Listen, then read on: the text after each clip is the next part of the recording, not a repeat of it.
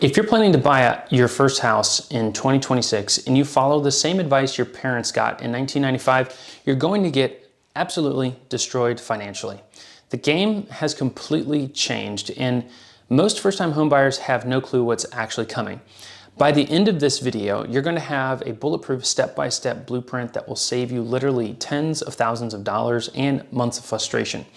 More importantly, you'll know exactly who to talk to, when to talk to them, and in what specific order, because that sequence can make or break your entire home buying experience. This isn't just theory.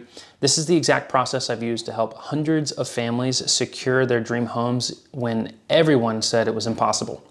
Here's the brutal truth most real estate agents won't tell you. First-time buyers in 2026 are walking into a financial minefield and they don't even know it. Let me paint a picture of what I'm seeing and what's happening right now. Sarah and Mike, both 28 years old, decent jobs. They've been saving for 2 years. They think they're ready. They called a random agent first, started looking at houses, then they tried to get financing after. 3 months later, they're $15,000 deeper in debt, emotionally exhausted, and still renting. Why? Because they talked to people in the wrong order. Nobody told them about the new appraisal challenges hitting 40% of home sales right now. Nobody explained how the 2026 insurance crisis is adding $200 to $400 to monthly payments. Nobody warned them that their approach was completely backwards. Now, while Sarah and Mike are spinning their wheels, investors and experienced buyers who know the correct sequence are swooping in on the deals that they should have gotten. The wealth gap isn't just growing by accident, it's growing because first-time home buyers are following outdated processes that set them up to fail. Stop being the person who learns these lessons with your own money. Your family's financial future is too important for this trial and error. The solution isn't complicated, but it requires you to understand something crucial. Buying a home is about exactly who to talk to and in what order. Most buyers get this sequence completely wrong and it costs them deals, money, and months in frustration. Here's the framework that changes everything. The M.I.N.D method. Mindful lending for intelligent home ownership. M, master your financial position first before you do anything else. I, investigate markets with professional guidance. N, navigate the contract process with your team. D, defend your investment through proper inspections and approvals. This method works because it addresses the real challenges of 2026, which is tight inventory, competitive markets, and economic uncertainty. When you follow this mindful sequence, you don't just buy a house, you secure an asset that builds wealth for your family's future. The complete step-by-step process, who to talk to and when. Step 1, talk to a mortgage broker first. This is a non-negotiable. The very first person you need to speak with is a mortgage broker, not a traditional loan officer at some brick and mortar bank. Here's why. This is absolutely critical in 2026. While bank loan officers can only offer you their institution's limited programs, mortgage brokers are shopping dozens of lenders simultaneously for your best deal. A skilled mortgage broker has access to wholesale rates that retail lenders simply can't match.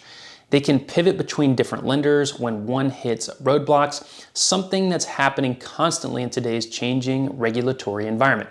Most importantly, mortgage brokers move faster. In a competitive market where speed wins deals, having a professional who can provide multiple lending options and close in 15 days instead of 30 days gives you a massive advantage. But here's what your mortgage broker really does for you. They measure your personal financial health, your expectations and affordability, and your current resources. Then they illustrate your purchasing options realistically today and give you a realistic timeline of when you'll be ready to buy a home. And your timeline directly reflects either your quality of life, if you need to move by a certain time, or your financial strength. Not all buyers are the same. If you need time to repair credit, save for your down payment, or pay down some debt, it will all impact your specific timeline. This is why talking to a mortgage broker first is absolutely crucial. Step 2, bring in your realtor only after step 1 is complete. Once you've spoken with your mortgage broker, you'll have a clear understanding of how much home you can afford and how soon you can buy it based on your current personal financial health. Now is when you bring in your realtor. Your realtor will take you around to shop for homes within your established budget and specific timeline. They're not guessing at what you can afford. They know exactly what you're approved for and what makes sense for your quality of life. Step 3, make an offer. Your team works together.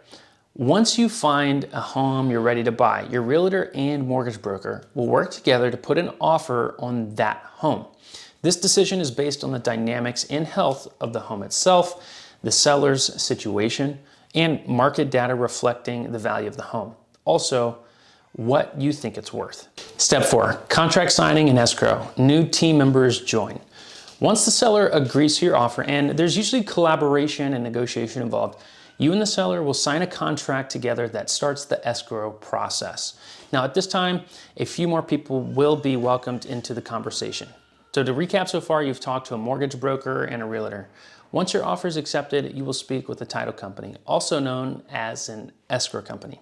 They're a third-party neutral company that will essentially referee the transaction between you and the seller.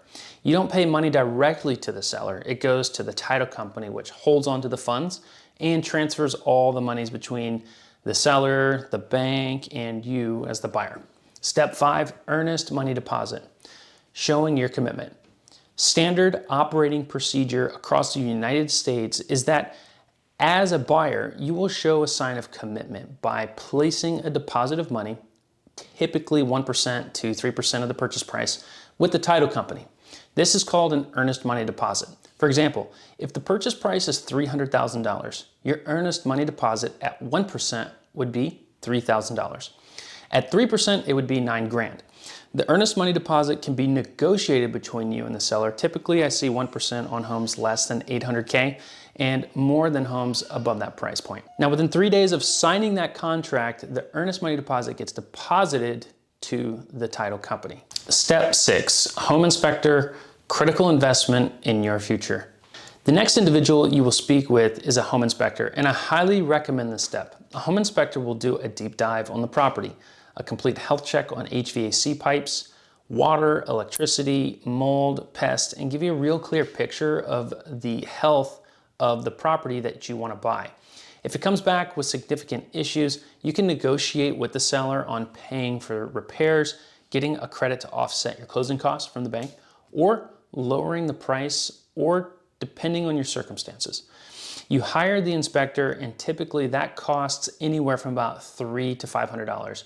Sometimes more if they need to climb on the roof to check solar panels. Important note, your only 2 out-of-pocket costs before getting keys, and listen carefully, typically the only 2 major fees you'll pay out of pocket before you get your keys are the inspector and the appraiser. The inspector typically runs about $300 to $500 depending on the property, and an appraiser typically runs about $500 to $800. Both the home inspector and appraiser should be viewed as investments in the home that you want to buy. Their costs, which could be anywhere from $1,000 to $1,500 total, will save you tens of thousands of dollars in the near future. Beyond the appraiser and the inspector, there are no other out-of-pocket costs until you get to closing, where you'll pay your down payment and closing costs to the title company. Step 7, constant communication phase. Your team stays connected. After you speak with the inspector, you will be in constant communication with your mortgage broker and realtor until you get your keys to the house. If the health of the home comes back with issues, you'll work with your realtor on the best negotiation strategy with the seller, whether that's negotiating repairs or reducing the sales price. From the day your offer is accepted until the day you get your keys, you'll be in constant communication with your mortgage broker, who is working diligently with the bank to approve your loan. They'll be collecting documentation and getting your loan approved while keeping you updated throughout the process. Critical point about numbers, changing. From day one until you get your keys, the numbers in a mortgage process are constantly evolving based on the dynamics of the home and federal regulations that require your mortgage broker to legally update you when numbers change. As a mortgage broker, I like to overestimate at the very beginning so that once a family gets their keys, the estimates typically reduce every day. The reason numbers change from day one until you get your keys is because federal guidelines require banks to be as transparent as possible. but it's very difficult to be transparent on items we don't have full clarity on yet. For example, you have to prepay the whole first year of homeowner's insurance from your closing costs. You get to shop for that once you're in contract, but the bank still has to estimate a number to qualify your loan. So I'm estimating what you're going to shop for before you shop for it, then updating you as real quotes come in. Step 8, final loan approval and signing. Once all negotiations have been settled in writing and the loan has been officially approved, the title company will reach out to schedule signing of the final loan documents. The down payment and closing costs required by you will be deposited to the title company on the day you sign loan docs. Now, sometimes you can do it a few days before. Step 9, funding and recording. Once the title company receives your signed loan docs, they send them to the bank, who then sends the money to the title company to pay the seller. Now, once the seller has received the funds, the title company's job is to update the title of the home to reflect your name in a process called recording.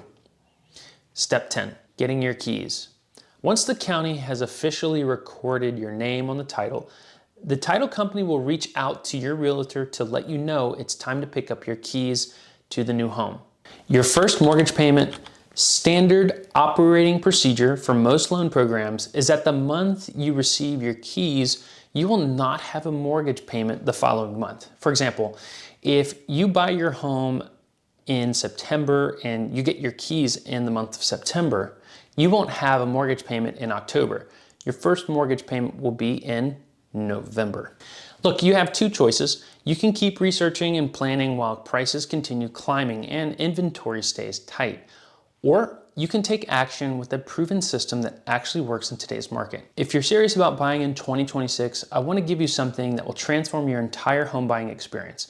I've created Conquer Home Buying Anxiety, Mindful Steps to Saving and Peace of Mind, a first-time home buyer guide by a Yogi lender. This guide addresses not just the financial and strategic aspects of buying your first home, but also the emotional journey that nobody talks about.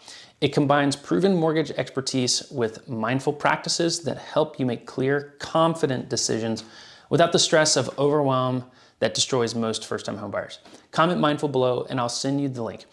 But more importantly, if you're ready to buy, let's have a real conversation about your specific situation. I don't work with everyone, only serious buyers who are ready to win.